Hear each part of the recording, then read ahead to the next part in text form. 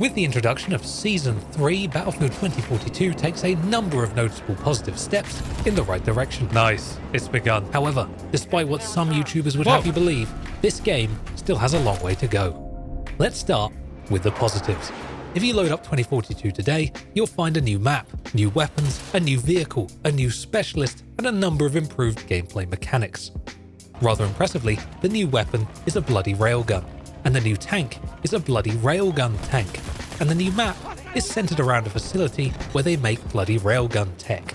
This is honestly, simultaneously the most creative Battlefield has been in years, and also the most grounded and successfully tied into the in-game world 2042 has ever been. It's actually exciting to use the railgun tech, in part because it's not something you can actually do in many other games, and I'm a little shocked that a modern EA actually allowed such a bold and creative step. Now, while the balance of these new introductions is certainly questionable, it is undoubtedly fun to use these things and a very positive step in the right direction. And there's more positivity where that came from. The vehicles are now grouped into far more appropriate categories, something I've been complaining about the entire time this game has been out. For the first time, you can now have tanks and AA vehicles at the same time. Previously, these shared a category, and if both people opted to take the tanks, you had no way of getting an AA vehicle until one of these tanks died. Similarly, the jets and attack helicopters have been separated, so now you can grief the game by taking the worst jet I've ever seen in a battlefield without dooming your team to having no attack helicopters. I'm not sure why it took this long to improve these categories, but at least we've now made it this far.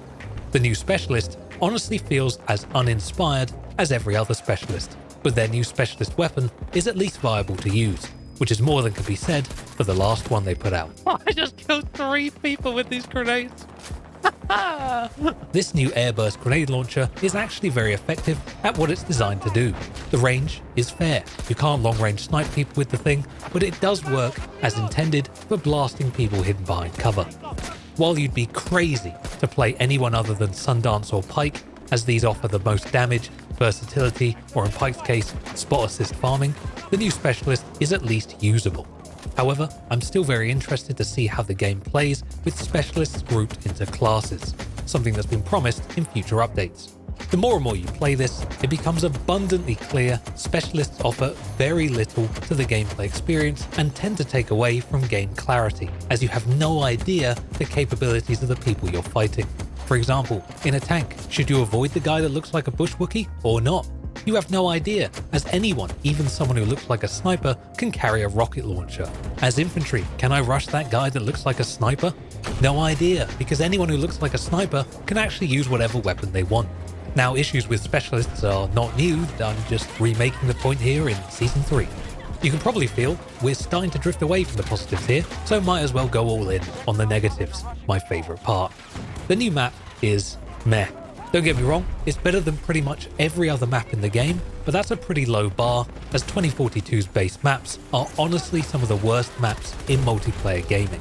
This map certainly feels well themed, and there are ways of crossing the large open spaces through tunnel systems, and the large building in the middle is clearly the purposely designed infantry area. But this map does not play particularly well. What's happening? Oh, he's got the machine gun! Just keep shooting! If you decide you're going to run to any flag outside the main building, an army of tanks and snipers will gun you down from any number of angles you simply cannot overcome. If you opt to fight with everyone else in the building, you're signing up to a grenade spam choke fest where your best bet is to take an LMG and blindly fire until you run out of ammo. There's no room for outplay or skill expression, it's literally a meat grinder where your death is all but guaranteed. Which is, in my opinion, a really dumb way to design a map. I have no idea what killed me.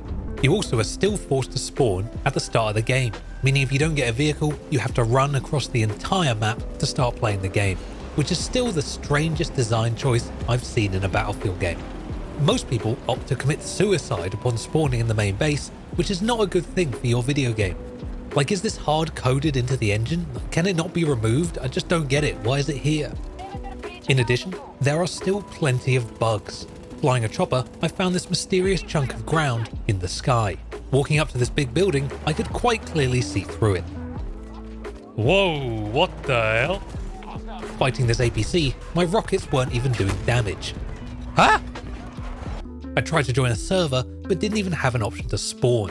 All I've got is like an RTS view of the game, and I can't do anything.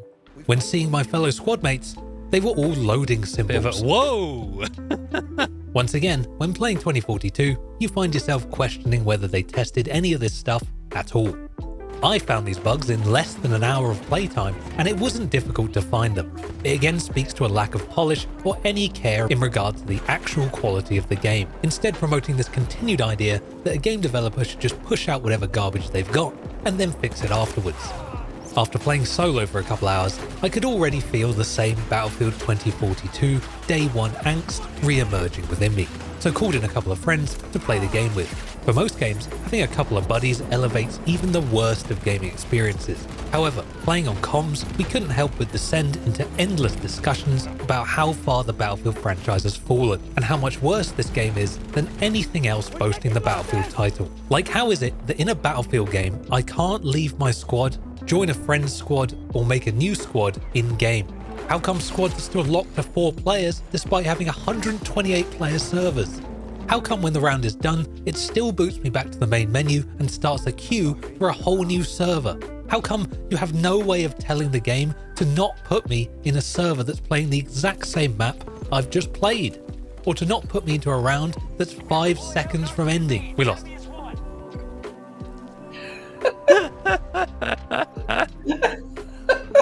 These seem like core, basic Battlefield principles that are still sorely lacking, despite a move into Season 3 of development. Overall, is Season 3 the best 2042 has ever looked? Yes. Am I going to now consistently play the game? Hell no. And I feel others will come to the same conclusion.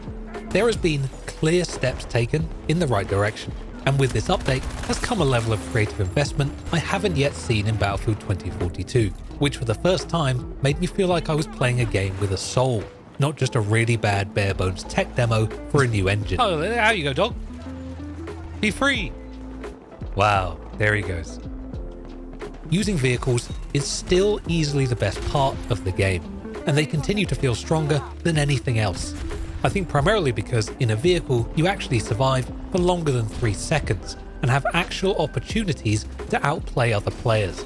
Unfortunately, the number of vehicles pales in comparison to the vast number of players. So if you wanted to use one, your gameplay experience would mostly look like this. That being said, if you were already tricked into buying this game at some point in its life cycle and were unable to refund, I'd suggest giving Season 3 a go and seeing the changes for yourself, so you can come back to this video and take the time in the comments to agree with me. Other than that, all the best, and I hope to see you in the next one. Oh, dude, that reminds me. 2142, it looked like it had the coolest modes. Bro, Titan mode, most best Battlefield mode I've ever played. Never to be seen again. It? Dude, I've played like 2,000 hours of 2142. Really? Yeah, it was my entire childhood. I'm so jelly. There was this shotgun called the Clark 15B. It was fucking amazing. In Titan mode, you had to defend your Titan. You had to cap nuke silos on the ground that would slowly chip away at your Titan shields.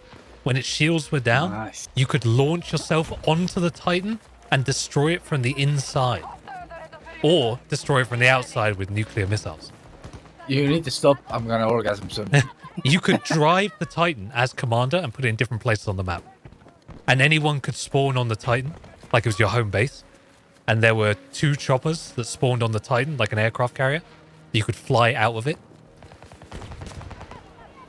And there were cannons on the bottom you could sit on from inside the Titan and just shoot down on the ground with it. It was so... And you could destroy the fucking cannons from the ground. There were APCs that had pods you launch out of on the back up onto the Titan. It was phenomenal.